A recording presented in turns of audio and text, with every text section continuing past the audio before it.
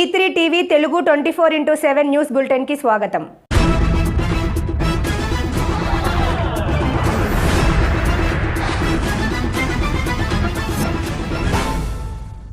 విజయనగరము జిల్లా బొబ్బిలి మండలంలోని బ్రహ్మకుమారీస్ సెంటర్లో గురుపూర్ణిమ మహోత్సవం ఘనంగా నిర్వహించారు. ఈ గురుపూర్ణిమ సందర్భంగా సమస్త లోకాలకు గురువైన పరమపితా పరమాత్మ చిత్రపటానికి పూలమాలను సమర్పించి గురుపూర్ణిమ శుభాకాంక్షలు తెలిపారు.